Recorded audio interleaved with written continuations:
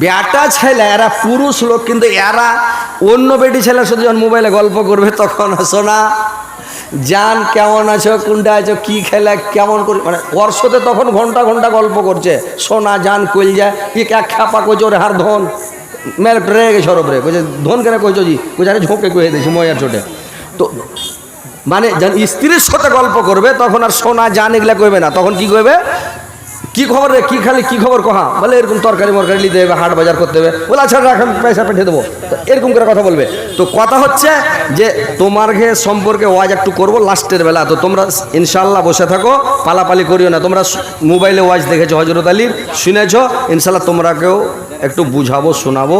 তোমার দোয়া সবসময় কবুল হবে, তোমরা জান্নাতে যাবে। শুধু 4টা কাজ করলে তোমার বেশি দূরে জান্নাত মানে দূরে নয়। তো তোমার সম্পর্কে ওয়াজ করবো, বসে থাকো।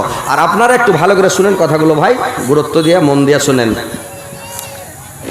মদিনায় মদিনায় তোরা কে যাবি চলে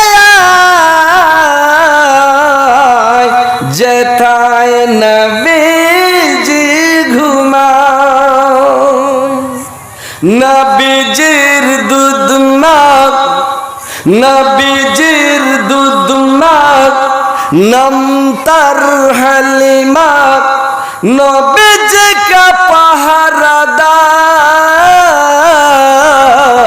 যেথায় নবীজি ঘুমায়, যেথায় নবীজি ঘুমায়। হাজিরা হজে যায়, হাজিরা হজে যায়, কালো কাবা ধরে কয় আমার গুনাহ খাতা মাপ চাই, যেথায় নবীজি ঘুমায়, যেথায় নবীজি ঘুমায়। তো ভাই শান্তিভাবে বসেন, ভালোভাবে কথাগুলো মন দিয়ে শোনেন, যে ইনশাল্লাহ আমরা আজকে ওয়াজ শুনতে এসেছি, জালসা শুনতে এসেছি, যেন জালসা শুনে কিছু নেকি কামাই করতে পারি, গুনাহগুলো মাফ করে নিতে পারি, আল্লাহর কাছে ক্ষমা চেয়ে নিতে পারি। আর আজকে যে ক্ষমা চাওয়ার, গুনাহ মাফ করার মন্ত্রগুলো আপনাদেরকে শিখাবো, কিভাবে দোয়া কবুল হবে, কখন দোয়া কবুল হয়, কিভাবে দোয়া কবুল হয়, এইগুলো মন্ত্র আপনারাকে ভাই শিখাবো। আপনারা সবাই বড় লোক, যেটা যে চাইবেন আল্লাহর কাছে, যেটা প্রয়োজন আছে ইনশাল্লাহ আপনাদের কবুল হবে, সেটা পেয়ে যাবেন। তার মানে দোয়া করা হয় না, দোয়া করতে জানেন না বলে আপনাদের দোয়া কবুল হয় না। আজকে আমি এইগুলো আপনাদেরকে আমি শিখাইতে এসেছি, শিখাবো। ওয়াজ শুনতে এসেছেন কিছু শিক্ষা নেওয়ার জন্য, আমরা এসেছি আপনারাকে কিছু শিক্ষা দেওয়ার জন্য, আর আপনারা আমাকে নিয়েছেন আমার কাছ থেকে কিছু শিক্ষা নেবেন নাকি, নাকি ভাই কথা বলেন, হ্যাঁ করেন। তো কথা হচ্ছে আপনারা শান্তিভাবে বসে থাকেন, ইনশাল্লাহ বিরক্ত করবেন না, তাহলে আমি আপনাদেরকে সুন্দর করে কথাগুলো বলবো, শুনবেন। তো এইবার দেখেন সূরা বাকারার মা কোনটা। সূরা বাকারা খুব বড় সূরা। সূরা বাকারার মা হচ্ছে আয়াতুল কুরসি। বুঝতে পারছেন? আয়াতুল কুরসি পাড়ায় লোকের জানা আছে, শতকরা 95টা মানে লোক আয়াতুল কুরসি মুখস্থ আছে সবারই। 5টা লোক বাদ যাবে যেগুলা ঢেল পড়ো, জীবনে মাদ্রাসা যায়নি, মক্তবে যায়নি, ও জানে না, না তো সবারই মুখস্থ আছে আল্লাহর রহমতে নাকি। আয়াতুল কুরসি সবারই মুখস্থ আছে। তো আয়াতুল কুরসিটা হলো গোটা বাকারার মা। আবার আয়াতুল কুরসির মা কোনটা, হেড কোনটা, মেন কোনটা জানেন? জানেন জি ভাই?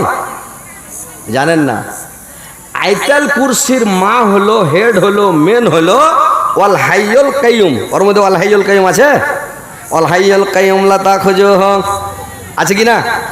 তো ওয়াল হাইয়ুল কাইয়ুমটা হচ্ছে আয়াতুল কুরসির মা। তো এরকম প্রত্যেক জিনিসের মা আছে, মেন আছে, হেড আছে, এটা জানতে হবে। খালি আপনারাকে দোয়া করবেন, দোয়া খালি করলে তো হবে না, দোয়ার নিয়ম কানুন জানতে হবে। আর কোন সময় দোয়াটা কবুল হবে টাইমটা জানতে হবে কিনা। আপনি আষাঢ় মাসে গহম বুনে দেন, গহম হবে? হ্যাঁ, চৈত মাসে আপনি আগ্নি ধান লাগিয়ে দেন, আগ্নি ধান হবে? না একটা সময় সিজন আছে, টাইমে আষাঢ় মাস আগে লাগাইতে হবে, আপনার কার্তিক আঘন মাসে গহম বুনতে হবে, একটা সময় সিজন আছে। ওরকম দোয়া করার একটা সময় সিজন আছে, টাইম আছে। তো এই টাইমগুলো আপনি জানালেন। দুয়ার একটা মেন আছে, হেড আছে, দুয়ারও মা আছে। যত পৃথিবীতে দোয়া আছে, যত দোয়া আছে পৃথিবীর মধ্যে, প্রত্যেক দুয়ার হেড হলো, প্রত্যেক দুয়ার মা হলো, প্রত্যেক দুয়ার মেন হলো। দুয়ারটার নাম হচ্ছে সাইয়্যিদুল ইস্তেগফার। যত দোয়া আছে পৃথিবীতে সমস্ত দোয়ার হেড হলো সাইয়্যিদুল ইস্তেগফার। জানেন এটা দোয়া? জানেন? সবাই জানে না ভাই। এটা শতকরা 15 থেকে 20% বা 10% লোক জানে, 90% লোক 80% লোকই জানে না। দোয়াটা একটু আটকাল, কিন্তু শিখে নেবেন তখন আটকাল নয়, মানে আটকাল লাগবে না। কিন্তু সাইয়্যিদুল ইস্তেগফার সবাইকে শিখতে হবে, জানতে হবে। তো সাইয়্যিদুল ইস্তেগফারটা সমস্ত দুয়ার হেড, যত দোয়া আছে। তো সাইয়্যিদুল ইস্তেগফারটা আপনি পড়বেন। যদি প্রত্যেক দিন সকালবেলা ফজরের নামাজ পড়ার পরে আল্লাহর রাসূল বললেন, তুমি যদি সাইয়্যিদুল ইস্তেগফারটাকে 10 বার পড়লেন, 10 বার যদি আপনি পড়লেন, তাহলে আল্লাহর রাসূল বলেছেন তোমার রুজি যে কুণ্ঠে থেকে আসবে, কেমন করে আসবে তুমি নিজে কল্পনা করতে পারবে না।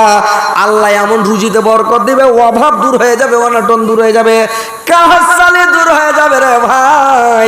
কিন্তু সাইয়্যিদুল ইস্তেগফার দোয়াটা আপনাকে প্রত্যেক দিন সকালবেলা 10 বার পড়তে হবে, তাইলে আপনার অভাব অনটন শেষ। তো কথা হচ্ছে দুয়ার সরদার হচ্ছে, হেড হচ্ছে, মেন হচ্ছে সাইয়্যিদুল ইস্তেগফার। দোয়াটা আপনারাকে বলে দিচ্ছি, শুনে নেন। দোয়াটা মুখস্থ করবেন, তাহলে ইউটিউবে সার্চ করবেন, দেখবেন আর মুখস্থ করবেন। আল্লাহুম্মা আনতা রাব্বি লা ইলাহা ইল্লা আনতা খালাকতানি ওয়া আনা আবদুকা ওয়া আনা আলা আহদিকা ওয়া ওয়াদিকা মাস্তাতাতু আউযু বিকা মিন শাররি মা সানাতু লাকা বিনিমাতিকা আলাইয়া ওয়া আবু বিজামবি ফাগফিরলি ফা ইন্নাহু লা ইয়াগফিরুয যুনুবা ইল্লা আনতা। এটা